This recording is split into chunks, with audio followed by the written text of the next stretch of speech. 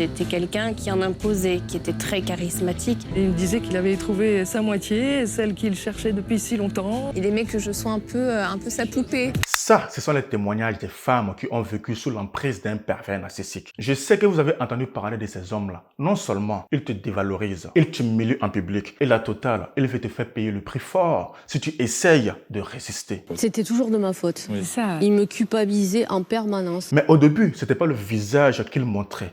Pourquoi tu m'as raccroché au nez? J'étais en cours. Tu rentres à quelle heure? 17h, pourquoi?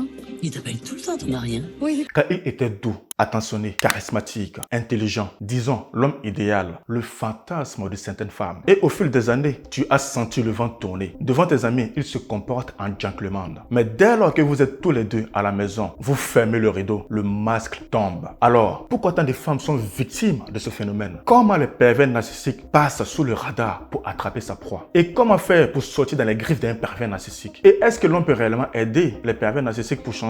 C'est ce que nous allons voir dans cette vidéo. Avant de rentrer dans le vif du sujet, il est important de connaître d'où vient la perversion narcissique et qui l'a découvert. La perversion narcissique est une notion théorisée par le psychanalyste Paul-Claude Racanier dans le domaine de la psychopathologie. De nos jours, le mot pervers narcissique est utilisé pour décrire un type de relation toxique où une personne manipule, maltraite les autres. Cela ne signifie pas que la personne est égoïste ou vaniteuse, mais qu'elle a un problème plus profond qui affecte sa façon de se comporter avec les autres. Il est important de noter que la communauté scientifique ne reconnaît pas officiellement la notion de perversion narcissique. Ils ont souvent utilisé de manière informelle pour décrire des personnes ayant un trait de personnalité narcissique qui sont caractérisés par un ego surdimensionné. Parce que je pars en Argentine en fait. Ouais. Cool, moi j'y ai bossé en Argentine. J'aime faire le plateau de feu, j'aime faire Ushuaia, la Patagonie, je vais faire tout le sud. Ah, j'aurais adoré faire ça, mais vu que je faisais de l'humanitaire, t'as pas forcément le temps. Et cette nuit j'ai fait un rêve trop bizarre aussi. Et un manque d'empathie envers les autres. Mais voici la définition claire du psychanalyste Jean-Charles Bourbeau. Un pervers narcissique, c'est quelqu'un qui se situe aux frontières de la folie et qui, pour ne pas décompenser, c'est-à-dire pour ne pas tomber dans la folie, va tenter de rendre quelqu'un d'autre fou à sa place. En gros, il y a plus de fous que de folles, car les statistiques montrent qu'il y a plus d'hommes que de femmes qui sont des manipulateurs pervers. Mais cela ne veut pas dire qu'il n'y a pas de femmes. Plusieurs hommes ont également témoigné qu'ils ont été victimes d'une relation perverse. Personne avait toujours raison. La torture que j'ai vécue, elle était d'ordre psychologique. C'était pas des insultes ou des mots ou des coups. Petit à petit, j'ai commencé à m'éteindre. Dans le cas de cette vidéo, vu qu'il y a plus d'hommes que de femmes, c'est pourquoi je veux conjuguer toute cette vidéo au masculin. Honnêtement, je le fais par simplicité. Alors pourquoi certaines sont victimes d'un pervers narcissique tandis que d'autres ne le deviennent pas du tout? Avant de répondre à cette question, je me suis penché sur la pyramide des besoins, également connue sous le nom de la hiérarchie des besoins. C'est une théorie développée par le psychologue Abraham Maslow dans les années 1940 à 1950. Maslow a proposé cette théorie pour expliquer la motivation humaine et la satisfaction des besoins. Selon la pyramide des besoins, les besoins humains sont organisés en hiérarchie de 5 niveaux qui sont représentés sous forme de pyramide. On a le besoin physiologique, on a le besoin de sécurité, on a le besoin d'appartenance et d'amour, on a le besoin d'estime et pour finir, le besoin d'accomplissement. Parmi ces 5 besoins, il y a 2 qui ont attiré mon attention, qui sont le besoin d'appartenance et d'amour. Ce sont les besoins sociaux, tels que le besoin des relations interpersonnelles, d'amitié et d'appartenir à un groupe. Et on a aussi le besoin d'estime. Il s'agit des besoins liés à l'estime de soi, à la reconnaissance et à l'estime des autres. Selon Maslow, les besoins de chaque niveau doivent être satisfaits et le plus gros besoin humain est de se sentir aimé et aimé en retour. Ce phénomène, nous l'avons constaté pendant la période des hommes de caverne, où ils avaient un besoin fondamental d'appartenir à un groupe. Dès lors qu'il y a un qui sortait du lot, il se faisait rejeter du groupe et il mourait dans la nature. Nous avons hérité de ce besoin. C'est pourquoi plusieurs personnes ont peur du rejet, ont peur du regard des autres et ont peur de l'abandon. Puis d'autres personnes,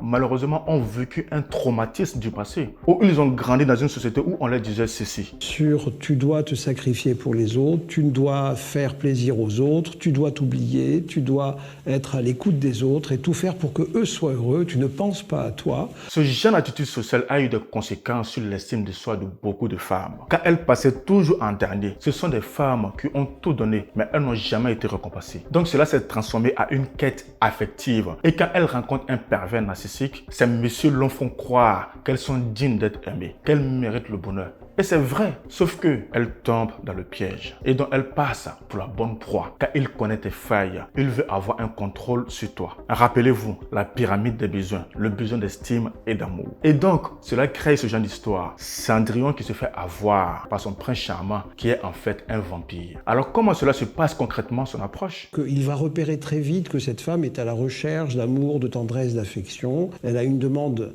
extrêmement importante d'amour et le peu qu'il lui donne, pour elle, c'est déjà quelque chose de merveilleux. Et peu à peu, lui s'aperçoit qu'elle est extrêmement dépendante, autant physiquement que psychologiquement, et qu'il y a une dépendance affective très importante. Avant d'en arriver là, qui est le pervers narcissique? C'est quoi son histoire? Car il faut le dire, le pervers narcissique n'est pas né pervers narcissique. Je ne suis pas en train d'être d'accord avec ce qu'il fait subir à ses victimes. Cela n'est pas le sujet. Mais parfois, il est important de se pencher sur l'histoire pour mieux comprendre ce phénomène. Ces hommes-là sont souvent des hommes qui ont fait un apprentissage au sein de la famille où il y a eu de la manipulation, où il y a eu de l'agression, où il y a eu de la violence, où il y a eu toute une série d'enjeux, d'emprise et de pouvoir. Et que ces enfants-là ont observé en général au sein de la famille ce système et qu'ils vont le répéter inconsciemment.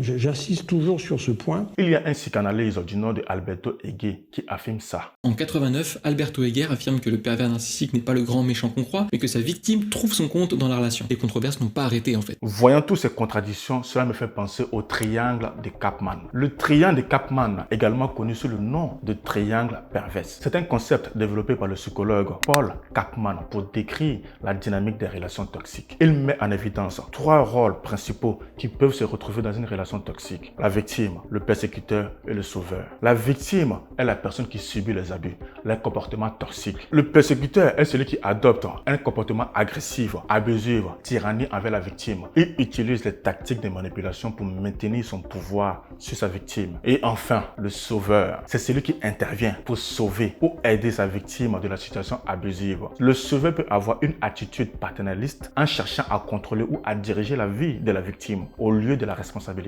Ces 3 rôles interagissent et se renforcent mutuellement, créant une relation toxique. En gros, une personne victime adore cette position car elle se détache de sa responsabilité. Elle accepte l'emprise. Parfois, la victime peut passer pour le persécuteur et le persécuteur peut passer pour la victime. En se basant sur le triangle de Kapman, on peut affirmer que le pervers narcissique n'est pas forcément le gros méchant de cette histoire. Car il y a des victimes qui aiment ce genre de posture, car elles trouvent aussi son compte dans la relation. En vérité, j'avoue qu'il y a des relations toxiques. Mais dès qu'une relation se passe mal, on a tendance à remettre la faute sur l'autre. Au lieu de regarder la chose de manière objective, si on n'en a pas de responsabilité, ou pas du tout. Comprenez une chose, il n'y a pas de fumée sans feu. Une psychologue américaine a détecté 4 excuses utilisées par ces narcissiques. La première, il dit « ce n'est pas de ma faute, c'est plus fort que moi ». Les pervers narcissiques n'assument jamais la responsabilité de leurs actes. Ils sont particulièrement doués pour accuser la terre entière de leurs mots et leurs comportements qu'ils font subir aux autres. Ces personnes prétendront avoir eu des enfances difficiles ou des problèmes graves dans le passé pour justifier leur comportement abusif vis-à-vis de toi. La deuxième excuse est « rappelle-toi tout ce que j'ai fait pour toi. Je t'ai remis sur pied. Je t'ai aidé à reprendre confiance en toi. C'est moi qui t'ai fait. » La troisième excuse qu'il te dira, il va dire « je suis malade ». Ceci est une autre manière de se déresponsabiliser. Les pervers narcissiques peuvent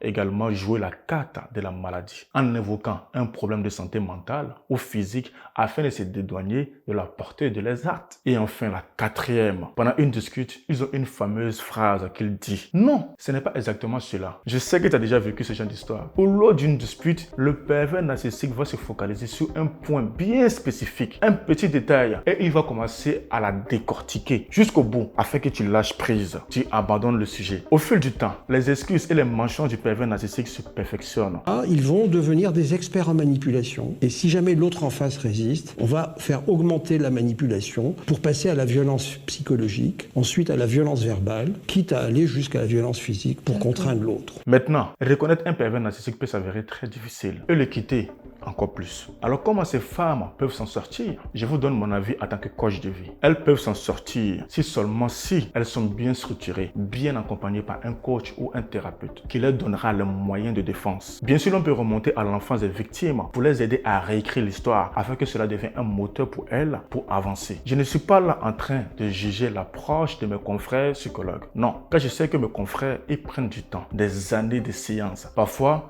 on n'a pas de résultats et c'est trop long. Oh, le coach de vie, lui, c'est très spécifique, très terre à terre et on avance progressivement. Donc, la première chose à faire pour ces femmes, c'est de les apprendre à leur permettre de mieux s'affirmer, de mieux défendre leurs idées, de mieux défendre leurs pensées, de mieux défendre leur façon de voir le monde et puis peu à peu reconstruire leur image de soi, leur estime de soi et puis sortir de la double contrainte. La plupart de ces femmes, quand elles arrivent en séance, elles sont déjà cassées. Et le problème majeur qui fait qu'elles n'ont pas vite quitté cette relation toxique est la dépendance financière, où elles ont trop d'enfants, ce qui peut être un frein au changement. Et quand une personne veut me voir pour régler leurs problèmes de couple, je propose souvent une thérapie de couple, mais je connais déjà ma réponse. Et la voici. Mais moi je vais bien, c'est elle qui est pas bien, occupez-vous d'elle, elle a besoin d'être aidée. Donc ça veut dire, vous me la rendez en bon état pour pouvoir mieux l'utiliser. Ils sont très défensifs affectivement. Ce n'est pas des personnes qui vont consulter en disant « j'ai un comportement social qui est toxique ». Pour eux, tout va bien. Donc, mesdames, dans la mesure où il n'y a pas de remise en question en face d'une personne qui nous fait souffrir, il faut partir. Prends ta responsabilité. Je sais que c'est facile pour moi de le dire, car il y a trop d'enjeux peut-être pour toi, mais c'est à toi de prendre ta responsabilité. Maintenant, il est important de faire attention à ne pas généraliser. Moi-même, en tant que coach de vie, parfois j'ai des conflits dans mon couple. Et oui, j'ai des conflits dans mon couple. Mais la différence est que j'ai des outils et des compétences pour pouvoir gérer les conflits dans mon couple. Alors, l'erreur à ne pas faire, c'est dès lors qu'il y a un problème dans ton couple, tu commences à traiter ton partenaire de pervers narcissique juste parce qu'il y a un désaccord. Tout couple a des challenges, a des problèmes. Donc, si tes besoins ne sont pas remplis comme l'indique la pyramide de Maslow et que tu traverses des conflits à répétition dans ton couple, chasse-le. J'ai conçu une présentation en ligne qui va te donner les clés, les pépites à savoir gérer les conflits dans ton couple. Je te jure, c'est une compétence. Tu vas savoir gérer les conflits comme un négociateur de GIGN.